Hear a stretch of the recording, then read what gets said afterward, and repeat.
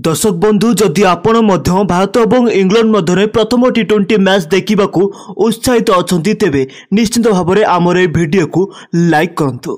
बंधुगण भारतीय अधिनायक रोहित शर्मा वांखेड़े ग्राउंड रे इंग्लैंड दल को बाहर कर प्रथम टी20 जीति एठारे पदक्षेप जीति।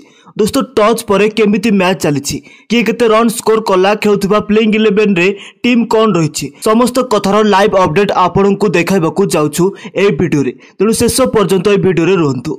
किंतु या पूर्व आपण समस्ते कौन भावुंट रोहित शर्मा और यशस्वी जयसवाल मध्य किए ही मैच रे एक शताब्दी स्कोर करेंगे आपण मत निहाती भाव में आमको कमेंट कर जनातु। बंधुगण आपण जेपरी जानते भारत और इंग्लैंड मध्य 5 मैच विशिष्ट टेस्ट सीरीज शेष होईछि एवं बंधु माने वर्तमान टीम इंडिया 3 मैच विशिष्ट टी20 सीरीज रे इंग्लैंड दल को नेबाकू प्रस्तुत अछि एवं बंधु माने एथिपाई अधिनायक रोहित शर्मा को नियुक्ति करा जायछि एवं से संपूर्ण भाव में प्रस्तुत रहिछन्ति।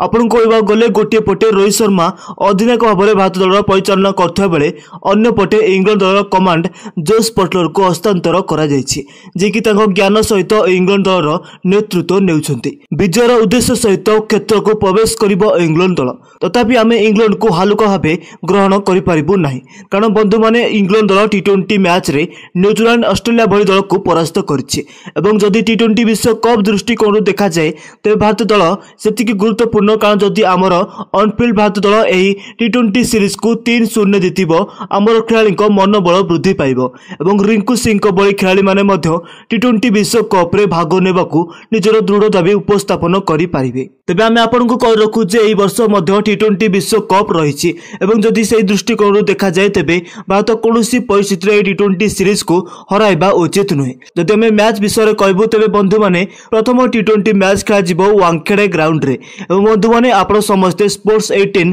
चैनल ले आपण को टेलीविजन ए मैच रो लाइव स्ट्रीमिंग देखि पारिबे एवं जदि आपण माने मैच रो ऑनलाइन स्ट्रीमिंग देखिबाकू चाहंती तेबे या जियो सिनेमा ऐप रे देखिबाकू पाइबे। आपण समस्ते हिंदी इंग्राजी तमिल मलयालम तेलुगु भली अनेक भाषा रे ए रोमांचकर मैच को उपभोग करने समर्थ हेबे। जदि आमे वर्तमान मैच रे कौन चली से विषय आलोचना करबा तेबे बंधुगण आसंतु आपन कहबा जे अधिनायक रोहित शर्मा एठारे टॉस जीति प्रथमे बैटिंग करने को निष्पत्ति नेबे कारण से बहुत भल भाव में जानिछन्ति जे जदि एठारे प्रथमे बैटिंग करी से माने 20 ओवर 170 रन स्कोर करिवे तेबे मैच अति सहज रे जीति पारिबे कारण एठारे रन चेस करिबारे अनेक समस्यार सम्मुखीन होबाकू पड़िथाय।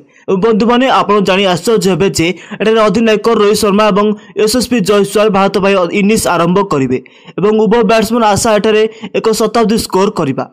अन्यपटे भारत दल वर्तमान रिंकू सिंह विराट कोहली रहिछन्ति सेमाने एक प्रत्यावर्तन मध्य करिछन्ति जा टीम इंडिया को आउरी मजबूत करिछि। जदि आमे दल विषय कथबार्ता करिबा तेबे भारत दल रे शुभमन गिल रोहित शर्मा यशस्वी जयसवाल शुभम दुबे सूर्य कुमार यादव को भली विस्फोटक बैट्समैन रहिछन्ति।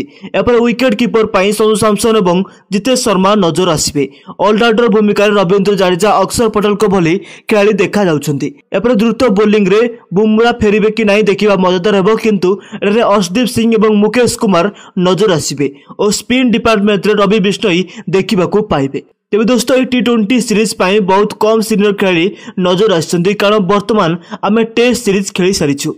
तेबे सीरीज किए जीतिबा आपनको कोन लागुची आपनको मत निहाती भाबरे गोटे कमेंट करी आमको जणांतु।